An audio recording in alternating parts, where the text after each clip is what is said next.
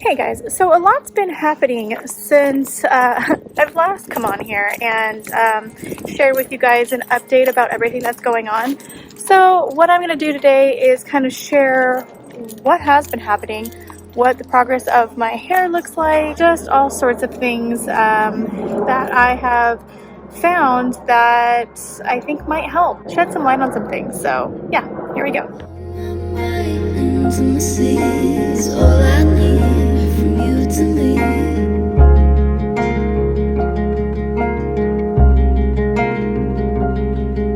So I just went and got my blood work done. That's what you had seen with me walking into that really funky place. That is my doctor's office. It's pretty cool, but it's definitely not traditional, not normal, I should say, in a doctor's office, but it's fun. It's fun there. So let's really just dive into why I'm getting my blood work drawn, why I've been so quiet, and kind of what's been going on, and some things that I've kind of stumbled across when it comes to alopecia. It's really been so long since I've done this, post a video on YouTube, record a video, so I cannot find my contraption to hold it. So if you could see what you guys are sitting on right now, you'd just shake your head at me. But don't mind the mess behind me. I have been doing flea markets, and this is all stuff I haven't been able to take to my storage yet. So it's in here. Anyways, point being said, that's not the point.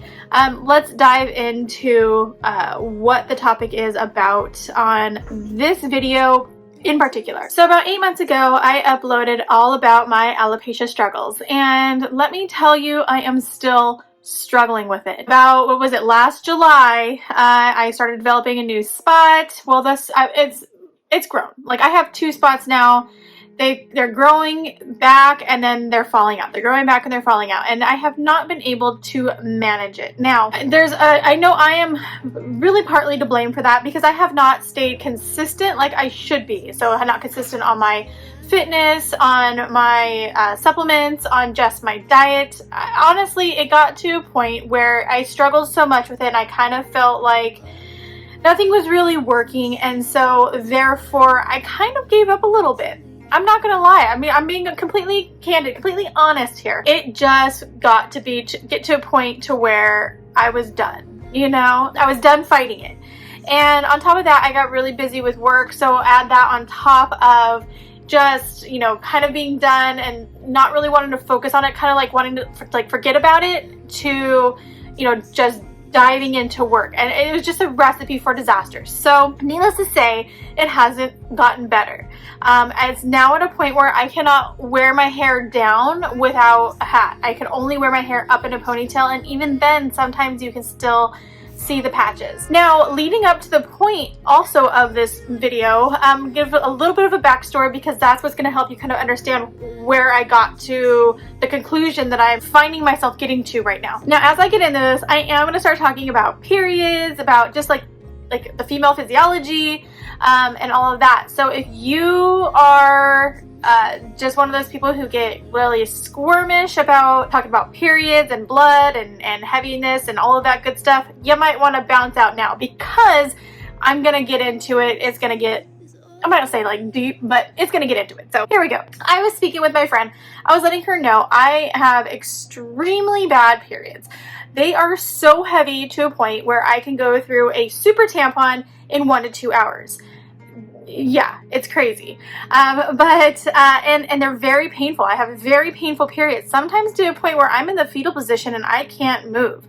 Now, I have always had these periods like this ever since I started my period, as a teenager. They've always been bad. And so I assumed, just because it was kind of normal for me, that was normal for everybody. Because you always hear about period cramps. Oh, it hurts. Take some Midol, take some Advil, whatever. For me, I thought it was just normal. But talking to my friend, she's like, you know what, I had the same exact thing. I had the same exact experience. Very painful periods, very heavy. It would put me out of commission for a day or two. And she's like, it's not normal. And let me tell you why. Because I went to a doctor, and I just happened to let my doctor, who was a gynecologist, know that, I have these painful periods.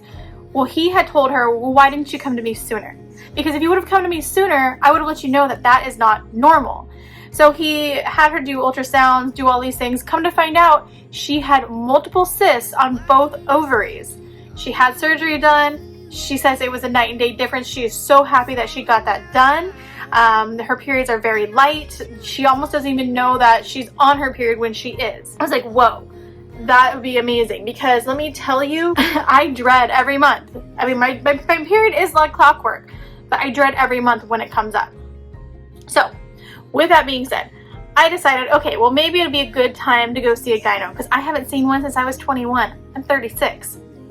Probably a good idea to go see one. Fast forward, I spoke to a doctor, a gynecologist, and kind of explained to her my symptoms and whatnot. And she's like, yeah, that's not normal. I'm worried about X, Y, and Z. I told her I have Hashimoto's thyroiditis. I've had it since I was 14. She's like, okay, well, let's get an ultrasound done, and then let's check your thyroid levels, because there was a number of ways that she could go about, you know, what it is that I'm going through, based off of those results. I mean, we talked about putting me on birth control to kind of control it, depending on, you know, whether it's my thyroid that's causing all these things, or if there's something on my ovaries or whatnot. So fast forward, I get my blood work back. My thyroid levels are 4 times higher than they should be. I think I was like at 18 point something at the last lab I took with her. So my thyroid is just out of control right now. The ultrasound came back. It looked like it was multiple follicles or a possible mass on both ovaries. So what she did was she had me go see a general practitioner for my thyroid. I went to him. He had an ultrasound done on my thyroid, and he found either my thyroid was enlarged or it had a mass on it. So here we go. I got 2 ultrasounds, you know, 2 separate areas saying that I've got masses or enlargements or something going on. I'm up. That's basically all that is saying to me. So at the end of the day, what I did was they had MRIs that they want to do, both of them. Like 2 separate MRIs. Let me tell you, MRIs are the worst, especially the ones I had to do, because I had to do it with image and without image, or whatever it is that they call it. Contrast. With contrast and without contrast. And yeah, I had to go in 4 separate times, and you have to hold still for 25 to 30 minutes for each time. So I was in there for 2 hours just holding still. And let me tell you, when your face starts to itch and you're getting an MRI done, you cannot move, you cannot itch your face. It is the worst. And they put you in this contraption. Okay, I'm getting on a tangent. Anyways, point being, MRI results came back. Now for my ovaries, it's showing multiple follicles on my right ovary. So much so that there's so many that they look like a mass in the imaging. For that, she wants to wait for 3 months, do like another ultrasound, and see how it's progressed, see where I'm at there. From what it sounds like, you know, based off a lot of the research I've done, it sounds like PCOS, polycystic ovarian syndrome. I spoke to another friend of mine, she's, you know, one of my best friends. She told me she has it, PCOS. And we were explaining, you know, going back and forth, comparing symptoms. She's like, yep, it sounds like you've got it. In that, you know, that's kind of something that now is in my mind that, okay, now I gotta think about that. And there's a point to that PCOS situation, so I will get to it. So I have PCOS. It's not been 100% confirmed by the doctor, but from everything that I've been reading and people I've talked to and compared, is what it sounds like. Now, my MRI came back for my thyroid. Now, he's saying that there looks like there is a possible parathyroid mass. And so what I've just done, which you had seen earlier, and I had gotten blood work done, that was to check 3 more labs to see what the next steps were. So those labs that I took today are going to test for calcium levels, a certain thyroid level, and one other thing. I'm not quite sure. I don't know all the nitty-gritty. I'm not a doctor. Basically, what they're trying to do now is to see what the next steps are, because if it is a parathyroid mass, more likely than not, the only treatment for that is surgery. I don't want surgery. If I could avoid surgery, that would be amazing. But if that's the case, more than likely, I will have to get surgery done. So I'm just waiting for the results back and see where to go from there. As far as PCOS goes, all the research that I've been doing on that in terms of alopecia, there's been 2 studies done. I think one in Thailand and one in Italy, I want to say. I will leave them down below, like the research and everything down below, so you can look at it yourself. But what they had found is that when you have PCOS, you are 3 to 4 times more likely to have alopecia. What? Yeah, 3 to 4 times more likely to have alopecia if you have polycystic ovarian syndrome.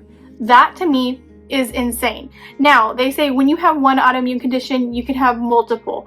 So I have Hashimoto's, I have now alopecia, and that which has now been fully confirmed by 2 separate doctors that yes, it is indeed alopecia areata. It is indeed an autoimmune condition that you have. So now I for sure have 2. Now, if it comes down to that I do have PCOS, that's 3 that I have. In that being said, when it comes to PCOS, basically lifestyle change. I mean, there's things that you can do in terms of being put on either like birth control, or if you're trying to conceive, being put on a specific medication for it. But 9 out of 10 times, it is just lifestyle. So eating healthy, like everything that I've touted on this channel ever since starting it, you know, which is exercise, eating healthy, taking your supplements, making sure you're on vitamin D, which funny enough, bringing up vitamin D, they found that people with PCOS are extremely low with vitamin D. Same thing with Hashimoto's, same thing with alopecia. So it's all connected when it comes to vitamin D. So crucial to take your vitamin D, I'm just telling you. If that's the case and it's just lifestyle when it comes just to that portion, I'll get that in the bag.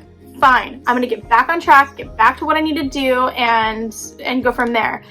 You know, and it makes sense because over the last 6 years that I've been dealing with this, when I'm on my game, when I am on top of like my exercise, my supplements, my diet, it's amazing how well my body does. Like my hair grows back, I don't feel so brain foggy, you know what I mean? I am sharp as a whistle and I feel better, I have more energy.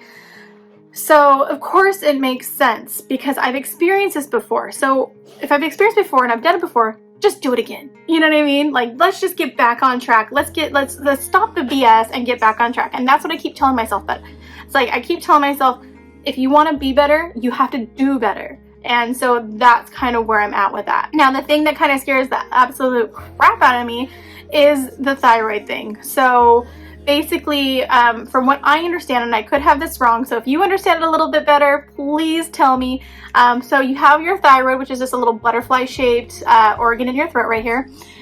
Now, your parathyroid, from what I understand, is 4 like little pea-sized shapes behind your thyroid, if I'm not mistaken.